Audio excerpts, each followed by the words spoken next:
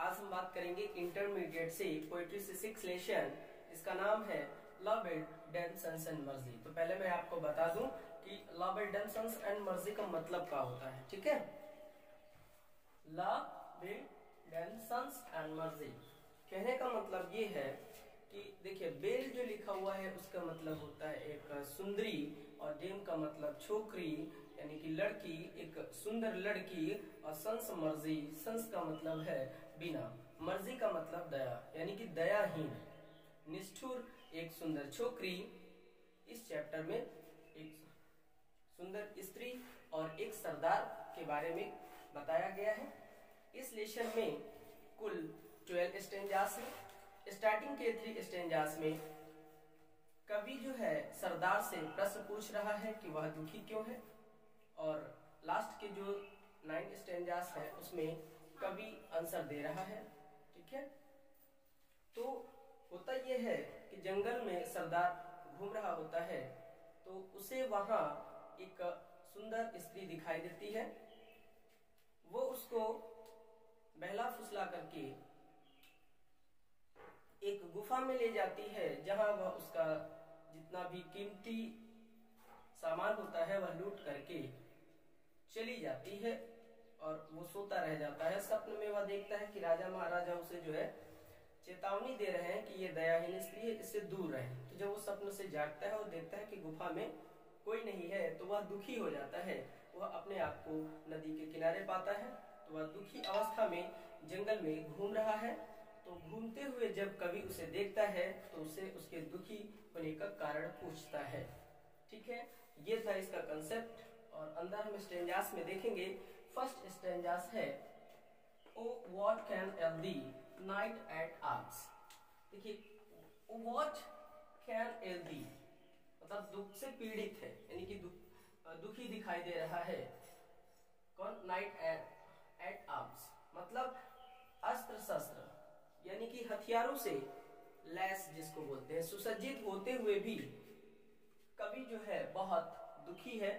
वो सॉरी, सरदार बहुत दुखी है। कवि उसे इसके दुखी होने का कारण पूछता है कि आप तो हथियारों से सुसज्जित सरदार हैं, फिर आप इतने दुखी क्यों हैं? आप जंगल में अकेले क्यों घूम रहे हैं? अलोन मतलब अकेले, एंड पेली लॉटरी इसका मतलब होता है पीला पड़ जाना दुख से, और अलोन का मतलब अकेला। The sands has weathered from the lake मतलब झील के किनारे की जितनी भी घास है वो सब सूख चुकी है। एंड नो बर्ड सिंग्स और कोई भी पक्षी गाना नहीं गा रहे हैं। और अब आप पूरा इसका आंसर समझ लीजिए कि कवि सरदार से पूछता है कि हे सरदार, आप इतने दुखी क्यों हैं? आप तो अस्त्र शस्त्रों से सुसज्जित हैं, आप इस जंगल में अकेले दुखी होकर के क्यों घूम रहे हैं? आपका शरीर पूरा पीला पड़ चुका है। मतलब घूमना है पीला, इसका मतलब है पीला, शरीर पूरा पीला पड़ चुका है, और इसका मतलब है अकेले। तो आप अकेले इस दुख की अवस्था में क्या कर रहे हैं, क्यों घूम रहे हैं? यहाँ तो ठंड के कारण, क्योंकि ठंड का मौसम आ चुका है, तो ठंड के कारण जो झील होती हैं, लैक्स होती हैं, उनके साइड की जो घास फूस होती है, जो झाड़ियां होती हैं, वो सब सूख चुकी हैं, और कोई भी बर्ड्स नहीं गा रहे हैं, मतलब कोई भी पक्षी चहचहा नहीं रहे हैं। तो इस अवस्था में आप अकेले क्या कर रहे हैं? आइए नेक्स्ट स्टेंजास देखते हैं। फिर से वही लिखा हुआ what can ail thee knight at arms. इसमें भी स्टार्टिंग की तरह है कि हे सरदार, आप दुखी क्यों हैं? आप तो अस्त्र और शस्त्रों से सुसज्जित हैं, फिर भी इतना दुखी क्यों हैं? So hazard and so walk begone. The squirrel's granary is full and the harvest done. क्योंकि ठंड का मौसम आ चुका है, ठीक है, जितनी भी स्क्वायरल्स हैं यानी कि गिलहरियां जो हैं वो अपना ग्रैनरी फुल कर चुकी हैं, गोदाम उनका भर चुका है, और हार्वेस्ट जो है वो फसल पक चुकी है। इसका ये मतलब था। लेकिन हर बार आप यही सेंस लगा के रखेंगे कि कवि जो है सरदार से पूछ रहा है कि आप इस जंगल में इस दुख की अवस्था में आप क्या कर रहे हैं? आपका चेहरा, आपका शरीर पूरा पीला पड़ गया है, आपके इस दुख का कारण क्या है।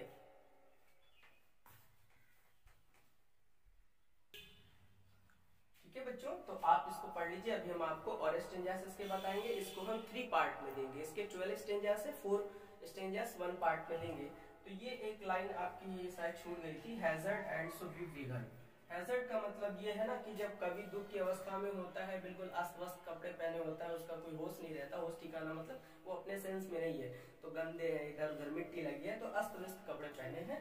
और वो का मतलब ये, चूंकि मैं बोल तो चुका हूँ लेकिन मैंने उंगली रख करके चूंकि नहीं समझाया था तो आप लोग समझ नहीं पाएंगे। तो इसका मतलब होता है दुखी होना। तो अस्त व्यस्त अवस्था में वो बहुत दुखी है, गंदे शंदे कपड़े हैं, कुछ समझ लीजिए अस्त व्यस्त है, ठीक से पहने नहीं है, तो ठीक है, कहीं ना कहीं दुख की अवस्था में है। और बाकी तो ये आपका बता चुके हैं कि स्क्वायरल्स का जो ग्रैंडी है, जो गोदाम है गिलहरी का, वो भरा हुआ है और फसल पक चुकी है। ऐसी अवस्था में आप जंगल में अकेले क्या कर रहे हैं, आप दुखी क्यों हैं।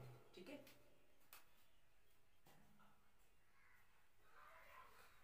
आइए देखते हैं थर्ड स्टेंजा। थर्ड स्टेंजा में भी जो है सरदार से कवि पूछ रहा है, या समझ लीजिए क्या उसकी दशा है वो बता रहा है। I see a lily on the brook। देखिए, सी का मतलब आप लोग जानते हैं वॉच है ना, देखना। लिली का मतलब होता है कुमुदनी का फूल। कैसा होता है, सफेद होता है, सादा मतलब सफेद। ऑन द ब्रो, ब्रो का मतलब होता है ये फोरहेड, माथा। ठीक है, तो इस लाइन का मतलब ये भी समझ सकते हैं कि कवि कहता है कि मैंने उसका जो माथा है कुमुदनी के फूल के समान सफेद देखा, या कह सकते हैं कि दुख के कारण उसका जो शरीर है या माथा है वह सफेद हो चुका है। With induced moist and favored dew। देखिए, ये है चिंता। एंगिस का मतलब है चिंतित होना, मॉइस्ट का मतलब थोड़ा सा वेट होता है, गीला, एंड फेवर ड्यू, फेवर तो आप जानते हैं बुखार होता है, और ड्यू का मतलब ओस, यहाँ पर भी पसीना ही कह लीजिए। तो बुखार और चिंता के कारण उसका जो माथा है या कहीं ना कहीं शरीर कह लीजिए वो सफेद पड़ रहा है और पसीने से भीगा हुआ है, लथपथ है, उसको बहुत सारा पसीना आ रहा है, वो चिंतित है, दुखी है। तो उसका शरीर या मेनली उसका माथा बताया गया, उसके फेस के बारे में कि उसका जो फेस है वो सफेद पड़ रहा है। And on the cheeks of fading rose. Fading मतलब होता है मुरझाया हुआ, रोज का मतलब गुलाब, चीक्स का मतलब गाल। तो कहते हैं ना कि गुलाबी गाल, तो कहीं ना कहीं उसके गालों से गुलाबी रंग उड़ चुका है, वो भी मुरझा से गए हैं, सफेद पड़ रहे हैं, फास्ट विदरिंग टू, और वो बहुत चिंतित भी है। यहाँ पर भी इसका मतलब होता है मुरझाता या मुरझाना। तो उसका पूरा शरीर धीरे धीरे मुरझा रहा है, उसका जो मत्था है यानी कि फोरहेड है वो पसीने से भीगा हुआ है, सफेद पड़ रहा है, उसको बुखार भी है। ठीक है, तो उसका पूरा माथा जो है दुख और चिंता से कहीं ना कहीं सफेद पड़ रहा है और बुखार से वो पीड़ित है। उसके गालों का जो गुलाबी कलर है वो जा चुका है, यानी कि उसके गाल जो है मुरझा चुके हैं। ठीक है, वो बहुत चिंतित है। फोर्थ स्टेंजा में देखेंगे, फोर्थ के बाद जितने भी स्टेंजास आएंगे सभी में जो नाइट है, सरदार है, वो आंसरिंग दे रहा है कवि के क्वेश्चंस का, यानी कि जवाब दे रहा है। I met a lady in the meads. Meads मतलब मीडू, चारागाह होता है या घास के मैदान में।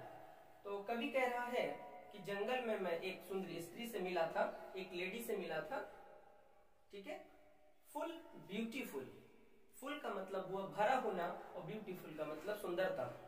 तो जो सुंदरता से भरी हुई थी, मानो कि वो एक फेयरिश चाइल्ड लग रही थी। यहाँ पर फेयर की स्पेलिंग चेंज है, FAERY।